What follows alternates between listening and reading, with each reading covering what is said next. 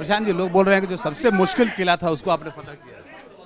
नहीं, सबसे मुश्किल किला तो क्या कहेंगे, मतलब बीजेपी का स्ट्रॉन्ग सीट रहा है, बीजेपी कभी नहीं हारी है बांकीपुर, तो उस नज़रिए से आप कह सकते हैं कि उनका मजबूत सीट था। लेकिन किला तो जनता का ही होता है, जनता ही बनाती है, जनता ही उसको हटाती है।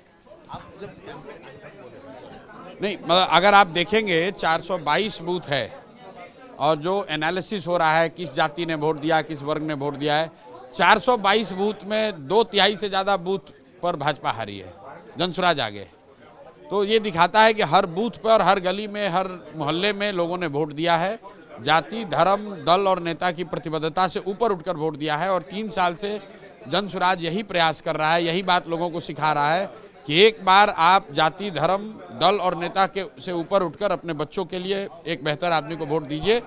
बांकीपुर की जनता ने उस बात को सुना है, समझा है, उसके लिए मैं उनका आभार व्यक्त कर रहा हूं और कोशिश करेंगे कि जिन लोगों ने ये विश्वास व्यक्त किया है उनके साथ मिलकर उनके जीवन में बेहतरी आए, उसके लिए प्रयास करेंगे। आपने बोला भी कि हम नाली और गली पर ये चुनाव नहीं लड़े हैं, हमारा लार्जर इशू है, और आपने सीधे मुख्यमंत्री पर हमला किया। नहीं, लार्जर इशू ये है कि बिहार तो बांकीपुर के एक विधायक से नहीं सुधरेगा। बिहार तो तब सुधरेगा जब बिहार में अच्छे आदमी मुख्यमंत्री हों। तो ये जरूर मुद्दा रहा है हम लोगों का, और हम लोग ये बार बार कह रहे हैं कि बिहार की जनता ने मैंडेट बीजेपी को दिया है, एनडीए को दिया है। अगले 4 वर्ष भाजपा की ही सरकार रहनी है, तो हम लोग का ये पूरा प्रयास है कि ये दबाव बनाकर रखें, भाजपा के नेतृत्व को ये संदेश देते रहें। और बांकीपुर की जनता ने उसमें अपनी आवाज़ जोड़ी है, अपना सहयोग दिया है। जहां भाजपा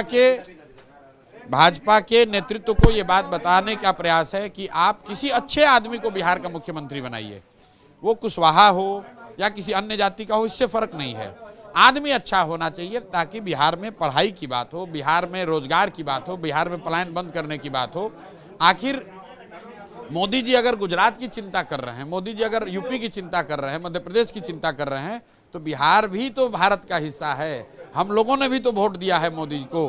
तो ये मोदी जी की जिम्मेवारी है कि बिहार में सबसे काबिल आदमी को मुख्यमंत्री बनाएं ताकि यहाँ पर शिक्षा हो, रोजगार हो, पलायन बंद हो। विधानसभा में जो आपकी पार्टी का प्रदर्शन रहा था, उसके बाद एक तरह से ऑक्सीजन मिल गया जनसुराज को। देखिए, पार्टी का लोकतंत्र है, कभी आप जीतेंगे, कभी हारेंगे। अभी भाजपा यहाँ हारी है, इसका मतलब ये नहीं है कि भाजपा की ताकत कम हो गई। भाजपा का जो अपना विचार है, अपना प्रयास है, वो तो जारी रहेगा।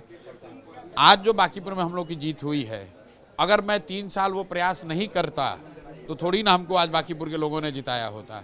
तो अगर आप ईमानदारी से समाज में लगकर प्रयास कर रहे हैं तो आज नहीं तो कल उसका परिणाम आपको दिखेगा, वो बांकीपुर में कल दिखा है। अब आगे का एजेंडा क्या है प्रशांत किशोर का? आगे का एजेंडा बिल्कुल क्लियर है कि बिहार में एक अच्छा आदमी मुख्यमंत्री बने। बिहार की जो सरकार है उसका मुख्य मुद्दा अपराध और अपराधी न होकर पढ़ाई, शिक्षा और पढ़ाई, रोजगार और पलायन को रोकना हो, भ्रष्टाचार खत्म किया जाए और जो जनप्रतिनिधि चुनकर आए हैं वो जनता के प्रति जवाबदेह बने। ये हमारा मुख्य मुद्दा है, इसी पर हम चुनाव लड़े हैं। इसके साथ साथ बांकीपुर में अगले 2 से 3 महीने में आपको विजिबल चेंज दिखेगा, क्योंकि यहाँ भ्रष्टाचार, मैंने जो वादा किया है लोगों से, विधायक और विधायकी से जुड़े हुए सारे मामलों में भ्रष्टाचार खत्म किया जाएगा, जिसकी वजह से आपको नली गली वगैरह की जो समस्या है, राशन कार्ड, पेंशन की समस्या है, वो खत्म, उसमें आपको सुधार दिखेगा।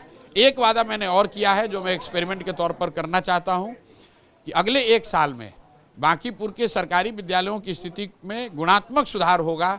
अगर नहीं होगा तो उन इलाकों के गरीब बच्चों को प्राइवेट स्कूल में पढ़ने की सुविधा दी जाएगी। ये इस पर मैं 1 साल में काम करके आपको दिखाऊंगा। विपक्षी एकता के लिए भी काम करने की बात नहीं, हमारा बिहार फोकस है। मैं बिहार में की विपक्षी नहीं, बिहार में हम लोग लड़ ही रहे हैं। बिहार में विपक्षी एकता की कोई जरूरत नहीं है। जो बिहार में जरूरत समाज में काम करने की है, बिहार में जरूरत पढ़ाई की है, बिहार में जरूरत रोजगार की है। विपक्षी एकता और समीकरण हम लोग बहुत देख चुके, उसका कोई महत्व नहीं है। बांकीपुर की जनता ने जो विश्वास जताया है और जिन लोगों ने वोट नहीं दिया है, उनके लिए भी मिलकर उनके साथ काम करेंगे।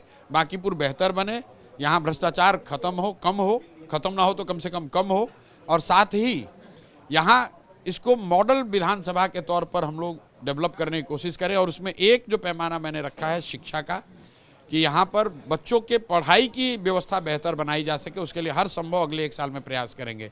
एक कोई वीडियो चला रहा है कि इन्होंने कहा था कि हम अभी कह रहे हैं कि बांकीपुर बेंगलोर नहीं बन सकता है, पहले कहा था। पहले भी ये नहीं कहा था, पहले ये कहा था कि 20 वर्ष में बांकीपुर बेंगलोर से भी बेहतर बने, ऐसा एक ब्लूप्रिंट अगले 2 साल में बनाएंगे। ब्लूप्रिंट बनाने की बात है, विधायक की क्षमता ये नहीं कि हम बेंगलोर बना देंगे, हम झूठ नहीं बोलते हैं, राजनीतिक तौर पर झूठ नहीं बोलते हैं। हमने जो कहा है कि बिहार बांकीपुर में विधायक और विधायकी से जुड़े मामलों में कहीं भ्रष्टाचार नहीं होगा। दूसरी बात मैंने कही है कि यहाँ पर हमारे आचार विचार व्यवहार से लोगों को शर्मिंदगी नहीं होगी जनप्रतिनिधि के तौर पर मुझे देखकर। और तीसरी बात मैंने कही है कि 1 साल के अंदर यहाँ पर जो सरकारी विद्यालय है, खासकर गरीब इलाकों में, उसमें गुणात्मक परिवर्तन आपको दिखेगा। अगर नहीं होगा तो उन बच्चों को प्राइवेट स्कूल में, अंग्रेजी स्कूल में पढ़ाने की जिम्मेवारी हमारी है।